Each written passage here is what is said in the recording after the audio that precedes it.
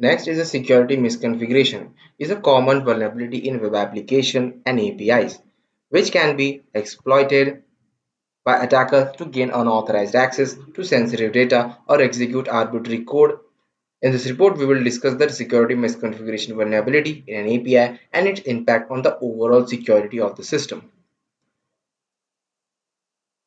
Security misconfiguration occur due to various reasons, such as default configuration, outdated software, misconfigured access control, and insufficient error handling. A security misconfiguration vulnerability in an API can have severe consequences, such as unauthorized access to sensitive data, data tampering, and denial of service attacks.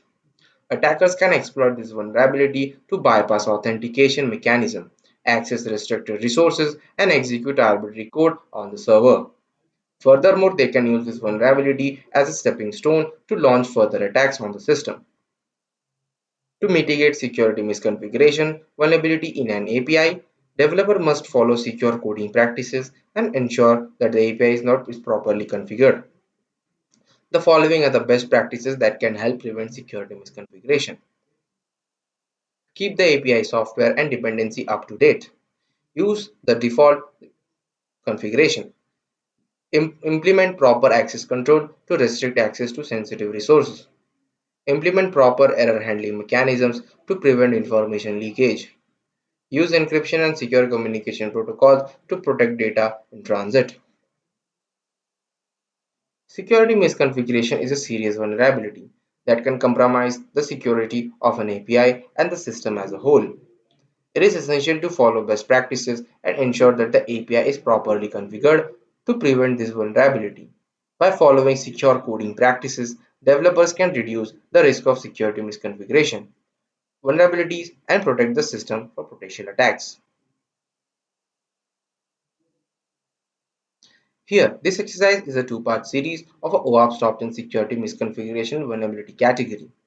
To demonstrate how misconfiguration may impact the security of an application, the first part demonstrates a clickjacking attack scenario and further introduce the importance of CSP, that is content security policy filters, to prevent against clickjacking attacks.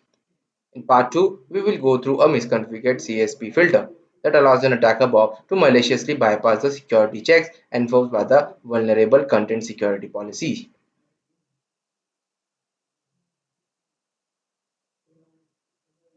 So let's learn about what a clickjacking thing is. Clickjacking is a security vulnerability that is found in web applications. It occurs when an attacker tricks a user into clicking on a hidden element on a web page. This can be done by overlaying an invisible element on top of a visible one, making the user believe that they are clicking on a legitimate element. Clickjacking can be used to steal sensitive data, such as login credential, and in a serious security concern for web applications. We will discuss a clickjacking vulnerability found in an API. The clickjacking vulnerability in the API allows an API attacker to trick a user into performing unintended actions. This can be done by embedding the API in an iframe on a malicious website. The attacker can overlay the iframe with a transparent layer and position it over a legitimate button on a page. When a user clicks on a button, they are actually clicking on a transparent layer, which triggers the API call. The attacker can use this vulnerability to perform action on user behalf, such as sending a message or making a purchase. Impact of the vulnerability. The impact of this vulnerability can be significant as an attacker can use it to perform actions on behalf of the user without their knowledge. This can result in financial loss or data theft, depending on the nature of the API. For example, if the API is used for financial transaction, an attacker can use the vulnerability to transfer funds from user accounts to their own. There are several ways to mitigate the clickjacking vulnerability in the API.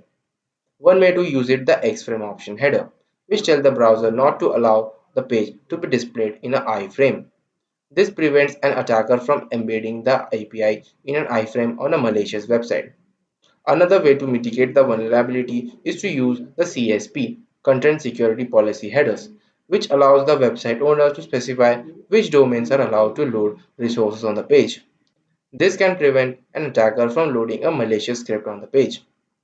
The clickjacking vulnerability in the API is a serious security concern that can result in financial loss or data theft.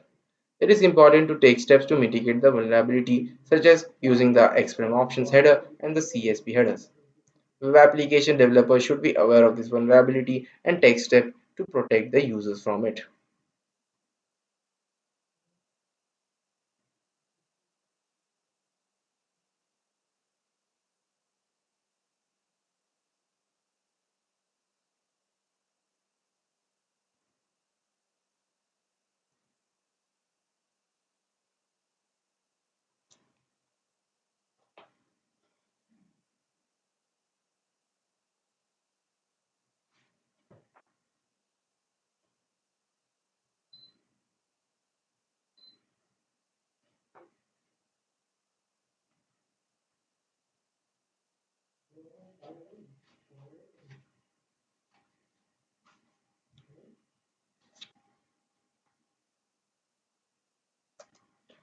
So here we have an application.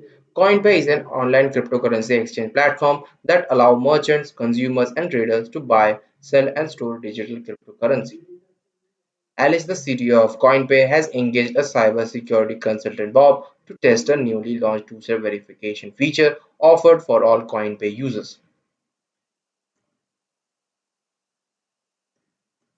Penetration testing, also called pen testing or ethical hacking, is the practice of testing a computer system network or web application to find security vulnerabilities that would attacker could exploit. Now we want to try logging in.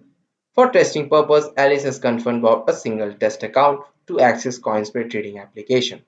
Alice further provides Bob with her own credentials to CoinPay. However, this account is configured with CoinSpray two-step verification feature. To begin this testing, Bob first attempt to log into Alice's Coinpay account with her credentials below.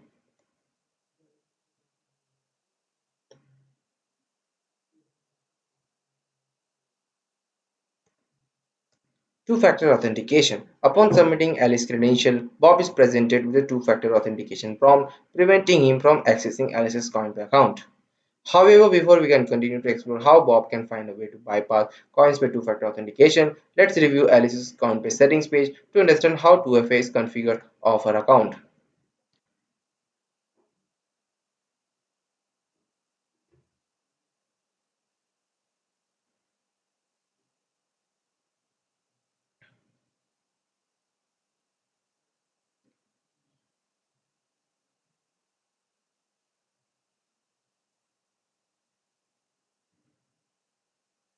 The following view shows Coinspay two-step verification page for Alice's account. Reviewing company setting page, we can see Alice has successfully configured two-factor authentication. However, CoinPay also provides an option to disable two-factor authentication via the disable two-factor verification button. Should user wish to use CoinPay without the need for a second factor of authentication.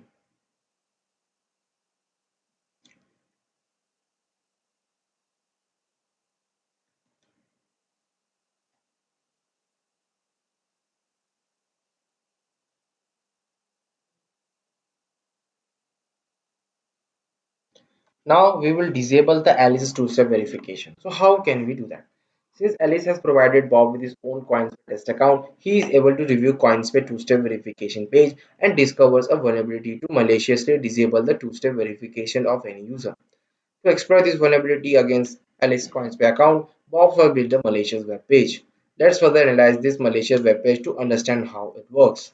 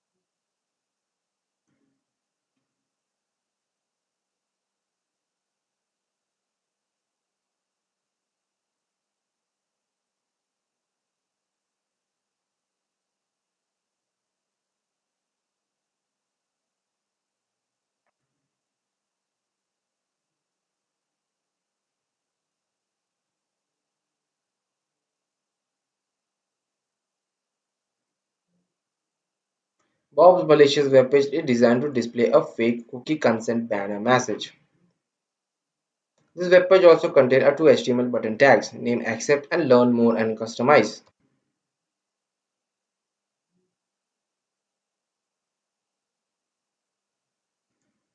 Finally, Bob's HTML page contains an iframe tag referencing coins with two-step verification webpage located at.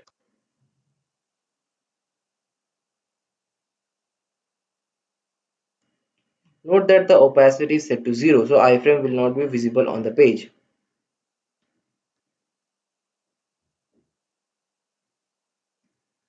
He then registers the domain cryptonews.com and configures a web server to service malicious web page by issuing the following command.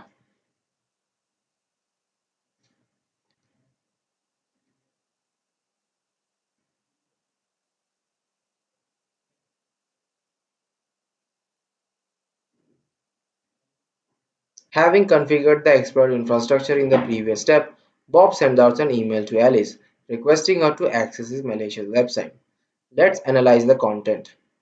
Alice would usually ignore and delete unsolicited email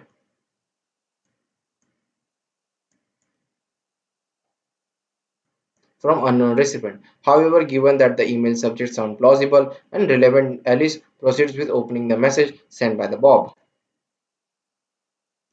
Using a subject line that reads announcing my new crypto newsletter, Bob's email urges Alice to sign up to his alleged cryptocurrency newsletter.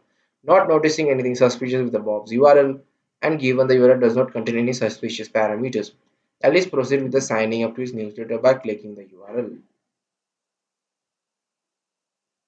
See, now we have to analyze the malicious website. Upon loading Bob's malicious webpage, Alice is presented with a cookie consent banner, which requires her to confirm her consent by clicking the accept button. Before Alice clicks the button, let's take a look at the hidden iframe. You can use the slider. See, how is it hiding behind the cookie consent banner?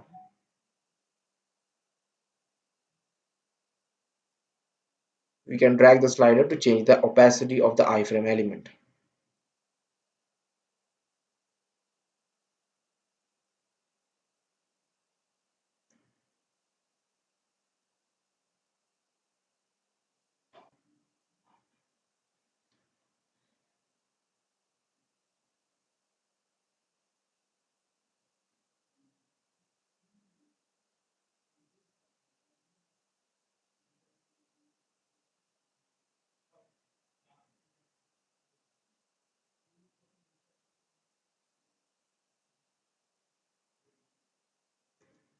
Analyzing Bob's malicious web page in the previous step revealed how the accept button of the visible cookie consent page overlaps exactly with the visible two-step verification button of the Coinspace setting page.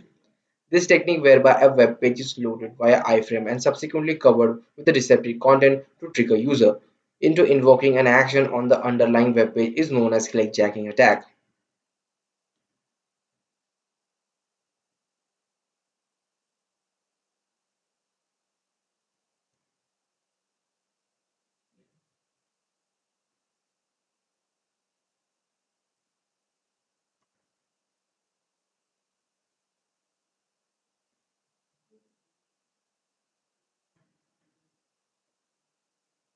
Unresponsive code cookie banner. Strange, clicking the accept button does not seem to work. Having repeatedly trying to get the past the cookie consent banner screen, Alice abandoned her attempt at signing up to Bob's mailing list and closes her web session.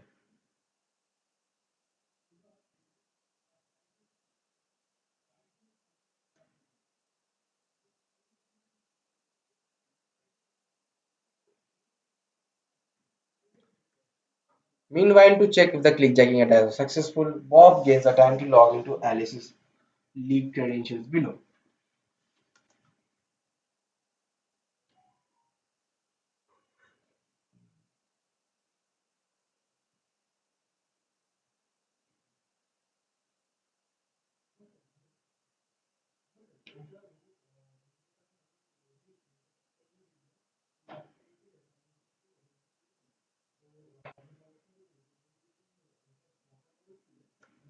Two-factor authentication bypassed. Success. By exploiting the clickjacking vulnerability, Bob has successfully tricked Alice into disabling her account's two-factor two-step verification, protection, and further managed to access her Coinbase account.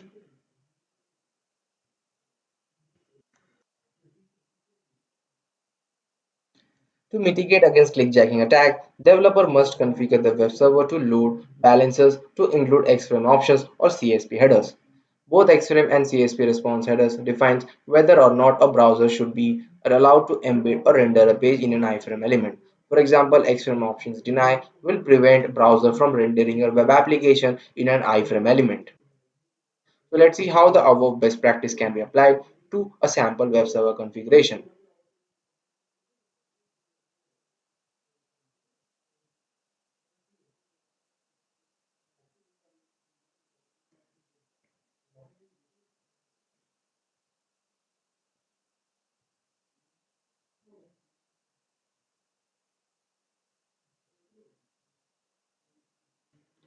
A website can state that it should not be rendered inside an iframe by providing the HTTP response header XFrame options.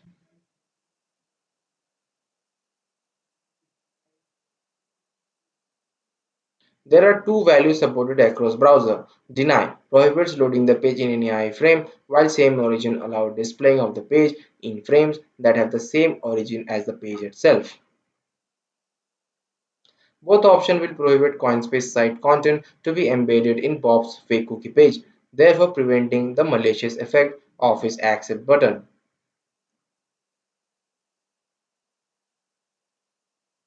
Here is how to configure Nginx to include the XRM option header in all responses it sends. And here it is how to configure the header in Apache. Another way to prevent clickjacking attack is to specify a content security policy that restricts the content of a frames to page from a particular domain.